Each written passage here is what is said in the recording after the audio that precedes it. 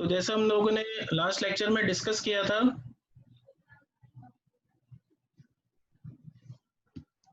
About the various activities which are useful in trade. जो activities हैं trade में कौन कौन सी एक्टिविटीज काम में आती हैं, तो banking, insurance, warehouse, advertising, ये सब हम लोगों ने देखा। अगर आप लोग ट्रेड करना चाहते हैं तो एक ट्रेड के लिए आपको एक बैंक अकाउंट तो होना जरूरी है, उसके बिना ट्रेडिंग कैसे करोगे, बिजनेस कैसे करोगे। और बैंक अकाउंट होने के बाद जो ट्रांजेक्शन्स हो रही हैं उसके अकॉर्डिंग आपको काम करना होगा। तो इंश्योरेंस का काम है, जो भी बिजनेस आप कर रहे हैं तो उसमें कुछ लॉस हो सकता है, उसके लिए आपको जो इंश्योरेंस है वो साथ में लेके चलना होगा। जो ट्रांसपोर्टेशन है वो देखना होगा, ड्रग स्टोर है आपका और डिफरेंट जो एक्टिविटीज़ हैं, वेयर हाउसिंग है, तो आपको एक रेडी स्टॉक चाहिए, तो हमेशा वेयर हाउस होना चाहिए आपके पास, जिससे कि आपका स्टोर अच्छा चले। तो वही सारे पॉइंट आपने रिवाइज किए हैं और जो स्टडी मटेरियल है आप लोगों को मिल जाएगा और सेंड भी किया है मैंने। तो जो गूगल जो क्लासरूम है उसको डाउनलोड करें और स्टार्ट करें। आज हम लोग देखेंगे ड्रग स्टोर। तो ड्रग स्टोर अगर आप देखें तो एक वेल नोन प्लेस है, जो सोसाइटी है उसमें ड्रग स्टोर यानी कि जो दवाइयाँ हैं आप कहीं भी जाके देख लें तो ड्रग स्टोर एक वेल नोन जगह है। गांव में अगर आप जाएंगे, आप पूछेंगे कि दवाइयाँ कहाँ मिलती है, तो वो बता देगा कि नहीं वहाँ पे जाओ, आप वहाँ दवाई मिलती है। तो सब लोगों को पता होता है इसके बारे में और ये एक इम्पॉर्टेंट प्लेस है। तो इसके लिए हम लोगों ने लास्ट लेक्चर में कुछ फैक्टर्स को देखा था कि अगर आपको साइट सेलेक्ट करना है कि मान लीजिए नया ड्रग स्टोर आप डाल रहे हैं या ऑलरेडी आपके पास ड्रग स्टोर है, आप लोग अपना जो बिजनेस है उसको एक्सपांड करना चाह रहे हैं, तो उस कंडीशन में भी आपको साइट सिलेक्शन को देखना होगा। नए स्टोर डालने के पॉइंट ऑफ व्यू से नहीं है, अगर आप बिजनेस में किसी भी लेवल पे हैं, हाईएस्ट लेवल पे हैं, उसके बाद भी अगर आप अपने बिजनेस को और एक्सपांड करना चाहते हैं तो आपको देखना होगा साइट सिलेक्शन। तो उसमें हम लोग देखें तो पहला जो क्राइटेरिया वो देखा है, जो पॉपुलेशन है, डेंसिटी है, वो देखना होगा। Number of physician, the proximity of physician and health care centres, number of already existing drug store, nearness to market, nearness to a packing facility, the traffic count, income group of the people in the area, age group of the people, scope of expansion और economic factor। तो मान लीजिए जो question है वो आ जाता है कि साइट सिलेक्शन के लिए आपको कौन कौन से पॉइंट इंपॉर्टेंट है, तो ये पूरी लिस्ट है और आपको जो आंसर करना है वो इसके अकॉर्डिंग करना है। आज हम लोग देखते हैं इसके आगे। हाँ बताओ। गुड मॉर्निंग सर, मैं बोल रहा हूँ। हाँ महेश, गुड मॉर्निंग सर मेरी तरफ से भी। दिनेश, ठीक चल रहा है? बिल्कुल सर, मस्त मजा में। ओके, तो आज हम लोग ये देखेंगे that features of the good layout design, यानी कि जो ड्रग स्टोर है उसका डिजाइन कैसा होना चाहिए। ऑलरेडी आप लोगों ने विजिट तो किए होंगे अपने आसपास के जो ड्रग स्टोर हैं और डिफरेंट जो ड्रग स्टोर हैं, तो आपको लगता है कि कोई डिजाइन तो बहुत अच्छा लगता है, कोई लगता है कि ये कैसे मैनेज किया हुआ है। तो एक्चुअली क्या है कि कुछ गाइडलाइन है कि मिनिमम ये होना चाहिए, तो आपका जो स्ट्रक्चर है वो पास हो जाता है। बट अगर आप मिनिमम पे जाएंगे तो वैसा ही काम होगा और एक्चुअली जितना अच्छा हो सकता है उतना अच्छा आपको देखना चाहिए। तो फर्स्ट पॉइंट है इसमें प्रॉपर वेंटिलेशन। जो प्रॉपर वेंटिलेशन है, एक्चुअली ये क्यों कहा गया है, बिकॉज हम लोग ड्रग स्टोर तो हैं बट जितने भी ड्रग हैं वो एक टाइप से केमिकल ही तो हैं, ऑर्गेनिक कंपाउंड ही तो हैं। तो ये सारे जो कंपाउंड्स हैं उनके लिए आपको रिक्वायर्ड है कि एक प्रॉपर वेंटिलेशन हो। मान लीजिए जो बॉटल्स रखी हुई हैं नियर अबाउट वो एक्सपायरी डेट आ गया उनका, तो वो एक्सपायर होने से पहले हो सकता है कहीं पे गैस का फॉर्मेशन ज़्यादा हो गया हो, और टेम्परेचर की जो गाइडलाइन है आपने सही ढंग से फॉलो नहीं किया हो और उसको गर्मी में कहीं रखा हुआ हो, ठीक है। तो ये जनरली जो प्रॉब्लम्स हैं, जो इशू हैं वो हो जाते हैं। तो इसके चलते जो प्रॉपर वेंटिलेशन है वो सबसे पहले रखा जाता है ताकि कोई भी हजार्ड से आप बच सकें। Now the second point is It must be located on the ground floor, close to the pharmacy. It must have entries, one for the receiving and other for issuing the material. तो general guideline ये कहती है कि जो shop है वहाँ पे 2 entry होनी चाहिए। एक तो जो भी पेशेंट आ रहा है वो अपना जो प्रिस्क्रिप्शन है वो एक जगह पे सबमिट करे और जो मटेरियल है उसे वो दूसरी जगह से मिले।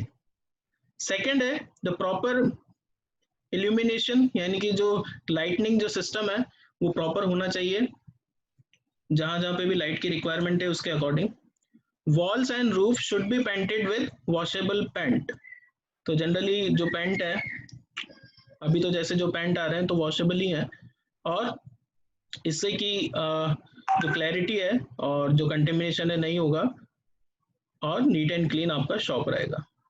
The sufficient no number of wooden और steel racks should be provided. तो सफिशिएंट का मतलब क्या है कि जितनी आपको रिक्वायरमेंट है, जितनी नेसेसिटी है, उतना तो एटलीस्ट होना चाहिए। कि मान लीजिए आपके पास कोई स्टॉक आ गया है और आपके पास वो रखने की कहीं जगह नहीं थी, तो आपने सही ढंग से चेक नहीं किया और नीचे कुछ वो बॉटल थी और आपने ऊपर बहुत सारा लोड उसके ऊपर रख दिया, तो अल्टीमेटली लॉस तो आपका ही होगा। और वो केवल लॉस नहीं होगा, उसकी वजह से दूसरी जो सैंपल्स हैं, दूसरे जो प्रोडक्ट हैं वो भी खराब हो सकता है। तो इसलिए जो सफिशिएंट क्वांटिटी है वो होना चाहिए ड्रग स्टोर में, वुडन और स्टील रैक जितने भी आपको रिक्वायर्ड है। Movement of the man and material should be minimised, thus saving the time and cost. अब ये इंपॉर्टेंट पॉइंट है that the movement of man and material should be minimised.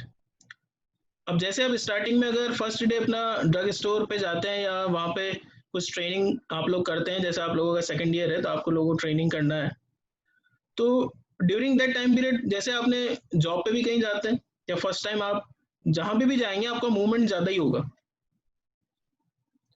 ऐसा क्यों ज्यादा होगा? Because you are under training. आपको minimum step में काम कैसे होता है अभी आता नहीं है, तो जैसे आपको ट्रेनिंग पीरियड चल रहा है तो मूवमेंट ज्यादा होगा, फिर जैसे आप ट्रेंड हो जाएंगे तो फिर मूवमेंट कम हो जाएगा। और सिमिलर है मटेरियल के साथ, बिकॉज मैन ही तो मटेरियल को लेके चल रहा है। तो जब तक आपका जो क्राइटेरिया फिक्स नहीं है कि मान लीजिए आपने ड्रग स्टोर में दवाओं को जो रखा है तो वो उनके जो अल्फाबेटिकल ऑर्डर है उनके अकॉर्डिंग लिया हुआ है या फिर जो कंपनीज हैं उनके अकॉर्डिंग लिया हुआ है, डिजीज हैं उनके अकॉर्डिंग लिया हुआ है, तो जो भी आपका जो क्राइटेरिया है वो आपको फिक्स करना होगा, फिर उसको मेंटेन करना होगा। तो यानी कि ये कहा जाता है कि रेगुलरली आप हर रैक को दवा निकालें और उसमें वापस रखें, तो आपको पता रहेगा कि कौन सी दवा कहाँ रखी। तो बेकार के स्टॉक भी आप नहीं लाएंगे और जिससे आपका मटेरियल और मैन फ्लो मिनिमम कंडीशन में रहेगा, और इसका जो अल्टीमेट बेनिफिट है वो सेविंग टाइम एंड कॉस्ट है। अगर टाइम सेव होगा तो आप नेक्स्ट वर्क के लिए रेडी होंगे और कॉस्ट आपके पास बचेगा तो आप और अच्छा काम कर पाएंगे। Next is the features of good layout design. यही जो कंटिन्यूटी में है वही चल रहा है। Next is fast moving item should be kept near the counter while the slow moving items are kept at the back of the shelf. तो एक जनरल ये फॉर्मेट होता है, अगर आप ड्रग स्टोर की बात नहीं करें, कहीं जनरल स्टोर की भी बात करें, तो जो फास्ट मूविंग आइटम्स हैं उनको पास में रखा जाता है। अभी जैसे हैंड सैनिटाइजर है, मास्क है, तो जनरली ये सबसे ज्यादा मूव कर रहा है, तो उसको आप नियर बाई रखें और इसका मूवमेंट में आपको हेल्प होगा। The bulky item should store at the bottom of the shelf, जिनका वेट ज्यादा है नीचे रखें। The surgical instrument should store in separate racks. Surgical जो आइटम्स हैं एक्चुअली कंटेमिनेशन के चांसेस हैं, तो उनको सेपरेट रखें, किसी के साथ मिक्सिंग ना करें। The cash counter, wrapping counters should be located near the entrance.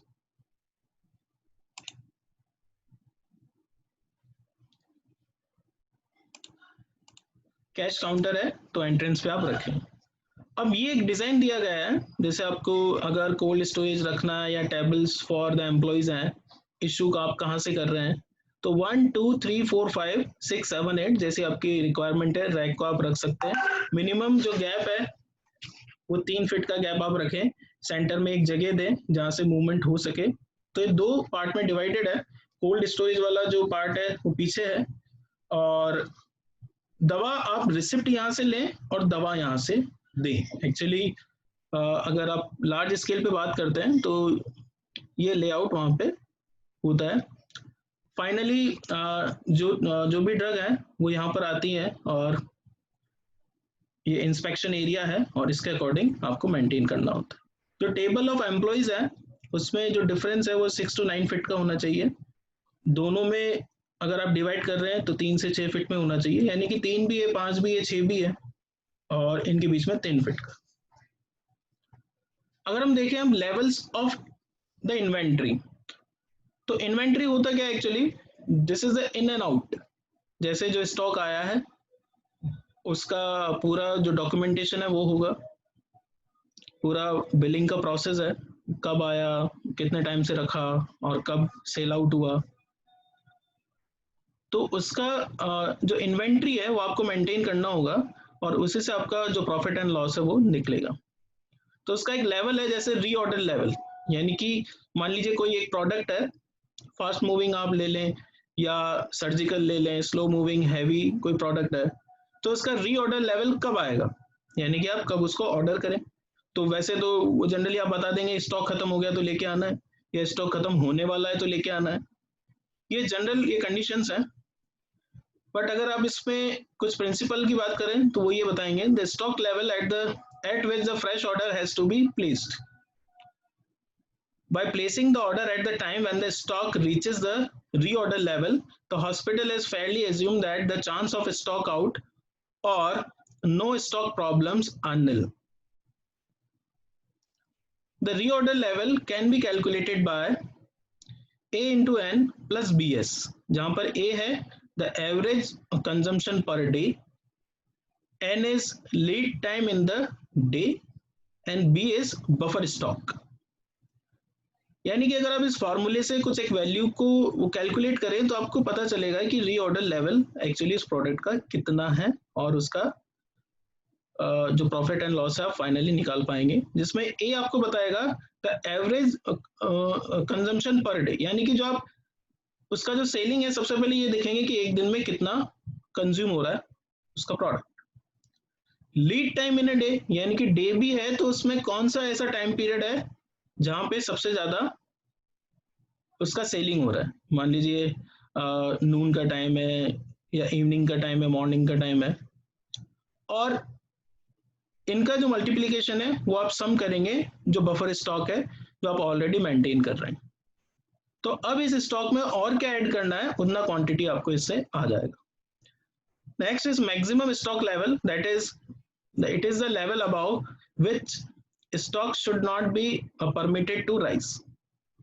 Maximum stock level है, यानी कि ये जो लेवल है इससे ज्यादा आपका स्टॉक नहीं होना चाहिए, और ये मैक्सिमम है। This level is fixed based on the various factors like the availability of funds for the investment in the stock, storage facilities, shelf life of the item, and demand for the item। The maximum stock level is fixed in such a way that further marginal increase in the stock can result in heavy additional capital cost or can cause damage to the items due to the unavailability of the storage space। तो जैसे आपने reorder level को देखा कि reorder आपको कब करना चाहिए और कितना करना चाहिए, वैसे एक मैक्सिमम स्टॉक लेवल है, उससे ज्यादा आप स्टॉक ले भी नहीं सकते। मान लीजिए हो सकता है कि रीऑर्डर लेवल आपका आ गया हो, बट अगर ऑलरेडी आपके पास स्पेस नहीं है तो कैसे आप उसका स्टॉक क्वांटिटी मेंटेन करेंगे, या तो फिर आपको वेयर हाउस और इन सब चीजों पे जाना होगा अपना एक्स्ट्रा स्टॉक रखने के लिए।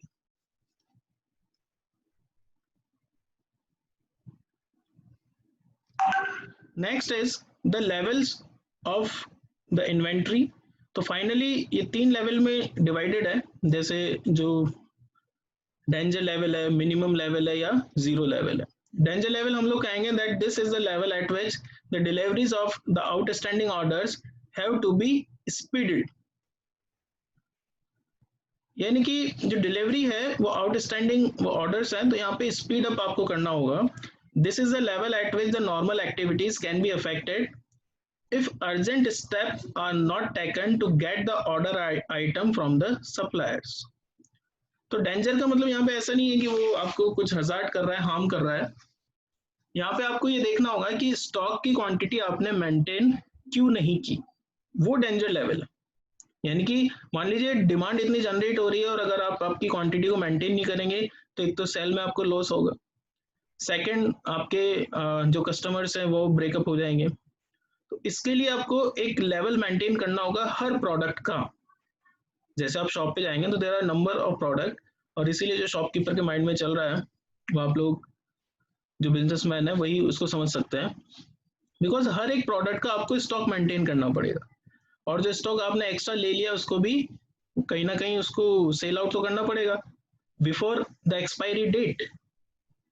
और अगर आप ये सब जो चीजें अगर आप मेंटेन नहीं करेंगे तो फाइनली लॉस तो आपको ही होना। तो एक तो है कि जो रेडी स्टॉक है उसकी जो डिलीवरी है वो सही टाइम पे हो जाए। नॉर्मल जो एक्टिविटीज हैं वो उसकी वजह से उनमें इफेक्ट नहीं आना चाहिए कि मान लीजिए डेंजर लेवल आ गया है, आपको स्टॉक चाहिए और आपने मेंटेन किया ही नहीं है। जैसे आपने ये जो डायग्राम है हम लोग देखें, स्टार्टिंग में जो देखा हम लोगों ने शॉप का, तो शॉप ओवरलोडेड है नहीं है, फुलफिल है, तो हर तरीके से आपको शॉप को मेंटेन करना होगा। Next is the minimum level, that is, this is the level at which any further use of item will necessitate withdrawal from the bulk. यानी कि it is the level at which the further use of the item will necessitate the withdrawal or receive the stock. At this level, the normal activities are adversely affected. तो एक तो है कि danger level आ गया, यानी कि आपने maintain ही नहीं किया था, या आप स्टॉक की क्वांटिटी को देख नहीं पाए, मैनेज नहीं कर पाए, या एकदम से इतना ज़्यादा लोड आ गया कि मान लीजिए कोई एक प्रोडक्ट है आपने स्टॉक में मेंटेन किया था, तो जैसे अभी हैंड सैनिटाइजर और इनका टाइम चल रहा है, तो मान लीजिए एक साथ कोई लॉट आ गया और आपका एक साथ पूरा लॉट निकल गया, फिर वो आइटम आ रहा है, उसकी डिमांड आ रही है, तो आप उसको मेंटेन नहीं कर पा रहे हैं। तो इससे जो अल्टीमेट है एक्चुअली वो प्रॉफिट है। अगर आपके पास आप लॉट को मेंटेन कर लें, डिफरेंट सोर्सिंग करें, कि मान लीजिए आपने ड्रग स्टोर तो मेंटेन किया है बट आप अपना नेटवर्क यूज कर रहे हैं, क्योंकि विदाउट नेटवर्क तो ड्रग स्टोर नहीं चलेगा। तो अगर आपने स्टॉक की जैसे रिक्वायरमेंट आती है तो आपका नेटवर्क इतना है कि with in a very short time interval आप उस स्टॉक को मेंटेन कर लेते हैं। तो आपको वेयर हाउस रखने की भी रिक्वायरमेंट नहीं है, बिकॉज आपने जो फ्रेंडशिप जो लेवल है उससे मेंटेन किया हुआ है, और जो मार्जिन है वहाँ पे हालांकि अगर आप होलसेलर से सीधा लेके आएंगे तो वो मार्जिन ज़्यादा देगा, और आप दूसरे शॉप से लेके आ रहे हैं फिर सेल कर रहे हैं तो उसमें मार्जिन तो कम रहेगा, बट उससे आप अपनी जो क्रेडिट लेवल है या जो लाइबिलिटीज हैं उसको आप अपना सेव कर रहे हैं। इसलिए जो मिनिमम लेवल है उसके लिए कहा गया है that this is the level at which the any further use of the item will necessitate the withdrawal from the buffer stock. जो बफर स्टॉक है, एक्चुअली जो बफर टर्म है वो क्यों यूज किया हो यहाँ पे, जैसे आपने पीएच के लिए सुना होगा बफर, तो जो बफर सॉल्यूशन बनाया जाता है वो इसलिए बनाया जाता है कि अगर पीएच में कोई भी चेंज हो तो जो बफर होता है it will resist the change in pH. अगर कुछ वो एसिडिक सब्सटेंस डाला है तो भी उसको मेंटेन करेगा, जो बेसिक सब्सटेंस डाला है उसको भी मेंटेन करेगा।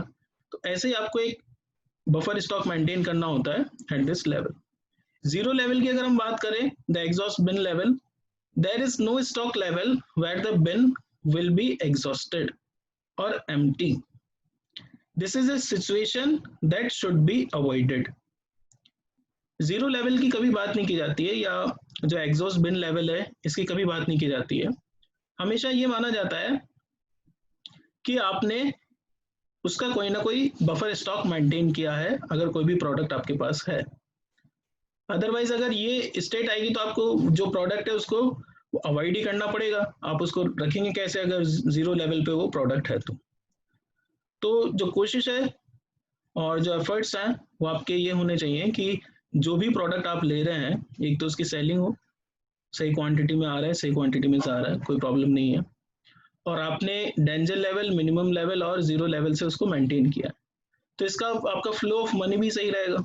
कहीं पे जो पैसा है वो एक जगह रहेगा नहीं, मूव करता रहेगा, प्रॉपर मूवमेंट होगा, और एक प्रॉपर टाइम लेवल पे जो डिफरेंट टास्क हैं आप अचीव कर पाएंगे। डेंजर लेवल है तो इसमें जैसे आपने देखा है, the deliveries of the outstanding orders have to be speed up. जैसे ही जो डेंजर लेवल है वो एक्चुअली शो कर रहा है कि डिमांड बहुत ज्यादा है और आपका स्टॉक लेवल एकदम से डंप मार गया है, तो आपको स्पीड अप करना पड़ेगा। जो मिनिमम लेवल है वो आपको बता रहा है कि जो फर्दर यूज है जो आइटम के, वो बफर स्टॉक या रिसीव स्टॉक से आपको लेने होंगे, तब जाके आपका मिनिमम लेवल मेंटेन होगा। और जीरो लेवल है that is no stock level where the bin will be exhausted और एम्प्टी, यानी कि बिल्कुल एम्प्टी हो गया, तो यानी कि वो कंडीशन को शो कर रहा है कि product is not able to survive in this.